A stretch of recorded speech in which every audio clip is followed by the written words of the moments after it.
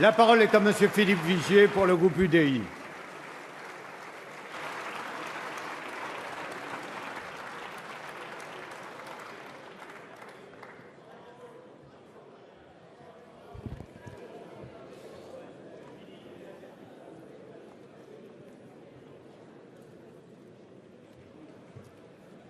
Monsieur le Président, Monsieur le Premier ministre, Jean, Stéphane, Bernard, Philippe, Georges, oncle Bernard, Mustapha, Elsa, Michel, Frédéric, Ahmed, Franck, Clarissa, Yoav, Philippe, Johan, François Michel. Ils sont morts parce qu'ils incarnaient la République et ses valeurs. La France est meurtrie dans sa chair. Nous sommes tous chrétiens, juifs, musulmans, athées, meurtris dans notre chair. Les 30 députés du groupe UDI partagent l'émotion qui traverse le peuple de France. À titre personnel, je vais vous faire partager mon émotion face à l'horreur que j'ai déjà vécue jeune interne au Val-de-Grâce lors de l'attentat de la rue de Rennes en 1985. La France vient de connaître les heures parmi les plus sombres de son histoire, avec des attentats d'une barbarie inouïe qui visaient à détruire ce qui nous rassemble. Ces terroristes ont lâchement tué les journalistes de Charlie Hebdo, car ils étaient des combattants de la liberté, des libertés d'expression qui n'acceptaient pas d'être muselés. Ces terroristes ont abattu de manière ignoble ces policiers qui se mettaient en travers de leur chemin et qui incarnaient l'autorité de l'État. Ces terroristes ont assassiné des Français parce qu'ils étaient juifs, espérant ainsi ébranler notre République qui est une et indivisible. Ils ont ainsi déclaré la guerre aux liens qui nous unissent, au-delà de nos différences d'origine, de milieu social, de croyances ou d'opinion politique.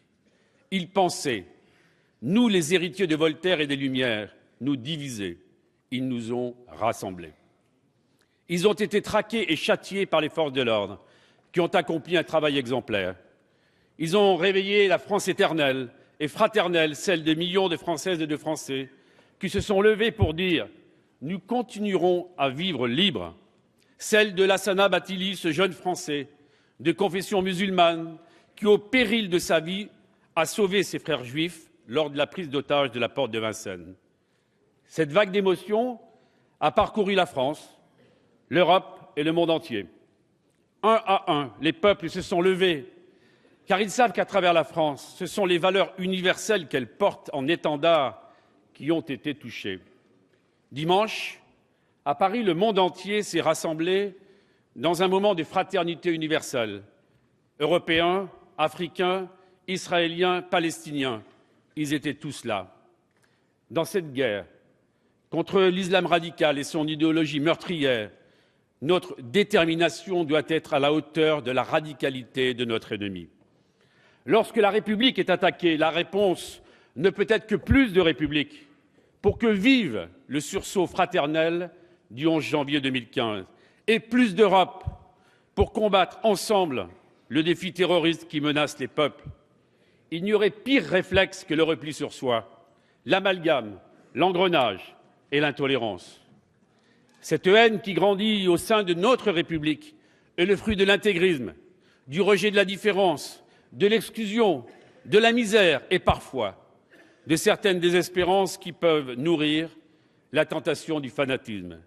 Elle peut grandir dans nos quartiers, dans nos villages, dans nos écoles, dans nos prisons, lorsque la République abandonne et que la laïcité cède devant les communautarismes. C'est pourquoi notre école doit être au cœur du vivre ensemble.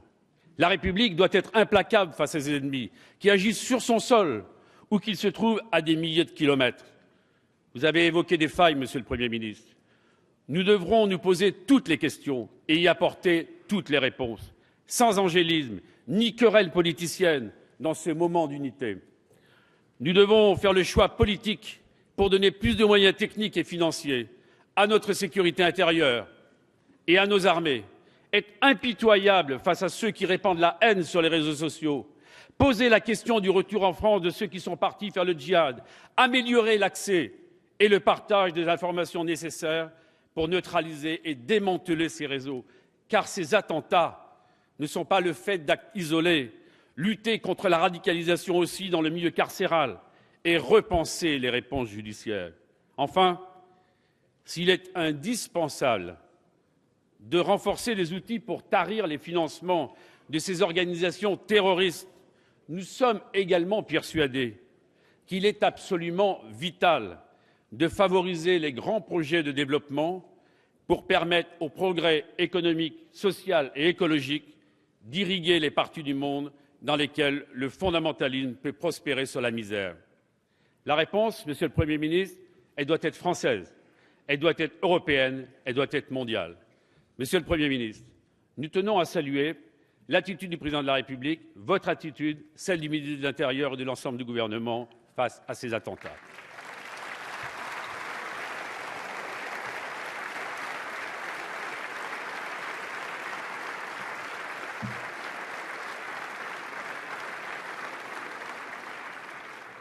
Dans cette guerre où les enjeux souvent insoupçonnables s'entremêlent, nous sommes et serons à vos côtés au service de l'intérêt supérieur de la nation pour apporter, mes chers collègues, une réponse à la hauteur de la menace qui pèse sur la France, patrie des droits de l'homme.